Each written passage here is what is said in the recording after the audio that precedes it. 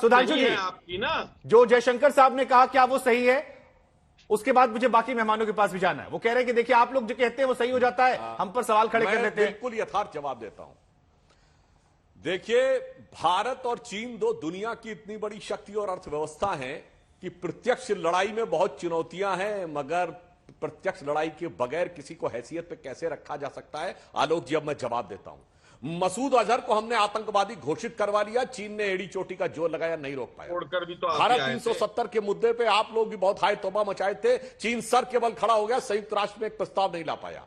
Nuclear supplier group में हम सदस्य बन गए और चीन उसको नहीं रोक पाया। मिसाइल टेक्नोलॉजी कंट्रोल रिजीम में, जिसमें प्रयास आपके जमाने में शुरू हो गया था, उसमें हम सदस्य बने और चीन सदस्य नहीं, वो नहीं रोक पाया। ये होता है चीन को मिशन से कंटेन करना। और अगर भाई देखिए, आपने मिनट टाइम पे बोलिए, आलोक जी क्या तरीका, हमने कोई आलोक जी आप जब सर बात करते हैं सर कोई इंटरप्ट नहीं करता है। आज आपको बताता हूं, दो लोग बात करेंगे, दर्शक को सुनाई नहीं पड़ेगा सर। कार्यक्रम का नाम दंगल है, आपस में दंगल नहीं करेंगे सर हम। जी सुधांशु जी, अब मैं जवाब देता हूं। अभी क्वाड के विदेश मंत्रियों की बैठक हुई, 4 देशों का समूह है क्वाड। मैं चुनौती से पूछता हूं, आलोक जी बता दें 4 देशों के नाम जो आज चीन के साथ खड़े हो। सिर्फ 2 देश चीन के साथ खड़े हैं, नॉर्थ कोरिया और पाकिस्तान। आज हमने उसको उस मुकाम पे लाके खड़ा कर दिया है कि चाइना का जो थिंक टैंक है उसने स्वयं लिखा है कि चाइना तियानामेन स्क्वायर के बाद के अपने सबसे बुरे कूटनीतिक दौर से गुजर रहा है, दुनिया में पूरी तरह अलग थलग पड़ा हुआ है। और चाइना को क्या हैसियत में लाना होता है? एप्पल की फैक्ट्री चाइना से शिफ्ट होकर भारत आई है, 25% एप्पल के फोन अब भारत में बनने शुरू हुए हैं। ये चाइना के ऊपर आघात नहीं है क्या? इसलिए मैं कह रहा हूं, मसूद अजहर से लेके न्यूक्लियर सप्लायर ग्रुप से लेके जो हम चीन के साथ कर रहे हैं वो पूरी तरीके से दुनिया को दिख रहा है। मगर कांग्रेस पार्टी की स्थिति ये हो गई है कि क्या लगातार बोलते चले जा रहे हैं, क्या करें? अब देखिए 2 सवाल आए थे सुधांशु जी, आलोक जी, आप दोनों के लिए 2 सवाल आए थे मेरे पास। एक सवाल आलोक जी के लिए था, क्या चाइना शांति प्रिय देश है, उन्होंने भी जवाब नहीं दिया। और एक सवाल आपके लिए था, जयशंकर साहब के बयान से आप सहमत हैं? आप दोनों पर ये बयान नहीं दिया आप दोनों ने जवाब।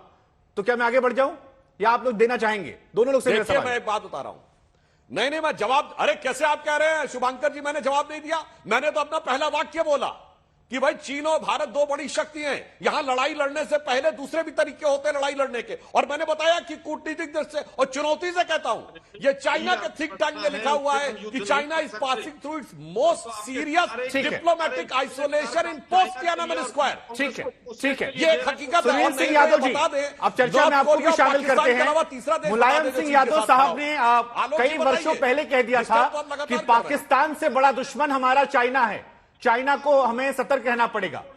आज जब चीन को लेकर चर्चाएं चल रही हैं, यह कहा जा रहा है कि वो शांति प्रिय भी है, समाजवादी पार्टी का क्या स्टैंड है? दोनों बयानों को आपने सुना, बीजेपी को भी कांग्रेस को भी। आपका स्टैंड क्या? आपको लगता है जो विदेशों में जाकर इस तरह की बातें होती है वो जायज है, और चीन को शांति प्रिय कहना यह सही है या गलत है? क्या सोच है आपकी पॉलिटिकल पार्टी की? देखिए शुभांकर जी, जहां तक सवाल देश का जब आता है तो समाजवादी पार्टी, और मैं उन पार्टी का कार्यकर्ता होने के नाते, भारतीय होने के नाते मैं ये कह सकता हूं कि देश हमारा परिवार है। परिवार की बात परिवार में होनी चाहिए। हम अपने परिवार की बात चौराहे पर जाकर के दूसरे चौराहे पर नहीं कर सकते हैं। इससे मुझे लगता है भारतीय जनता पार्टी को भी बचना चाहिए और कांग्रेस को भी बचना चाहिए। जहां तक सवाल चाइना का है, तो नेताजी ने 1996 से लेकर लगातार जब पार्लियामेंट में उनको मौका मिला, सरकार कांग्रेस की रही हो या भारतीय जनता पार्टी की रही हो, नेताजी ने अपने अनुभव के आधार पर कहा कि हमारा नंबर 1 दुश्मन जो है वो चाइना है, पाकिस्तान नहीं है। वो इसलिए भी कहते थे कि पाकिस्तान को तो जब हम चाहेंगे ठीक कर लेंगे, लेकिन चाइना हमारे खिलाफ बड़ी साजिश कर रहा है, चाइना हमारी जमीन कब्जा कर रहा है, चाइना हमको नुकसान पहुंचाना चाहता है, हमारी अर्थव्यवस्था बिगाड़ना चाहता है। तो अगर हमसे पूछेंगे एक समाजवादी होने के नाते, तो हम ये कहेंगे कि जो बात नेताजी कहते थे कि भारत के लिए चाइना बड़ा खतरा है, लेकिन हम ये भी आपके कार्यक्रम में कहेंगे कि एक समय था जब पूरी दुनिया भारत के लोकतंत्र की कई कमियां खामियों के बावजूद भी पूरी दुनिया लोकतांत्रिक दुहाई अगर कोई देता था तो भारत की दी जाती थी कि भारत में लोकतंत्र अच्छा है। लेकिन जब से भारतीय जनता पार्टी की सरकार बनी है, लोकतांत्रिक संस्थाओं मीडिया हो। पहली बार हमने आपने आजादी के बाद सुना कि सुप्रीम कोर्ट के 3 जज अव्यवस्था के खिलाफ मीडिया के सामने आए।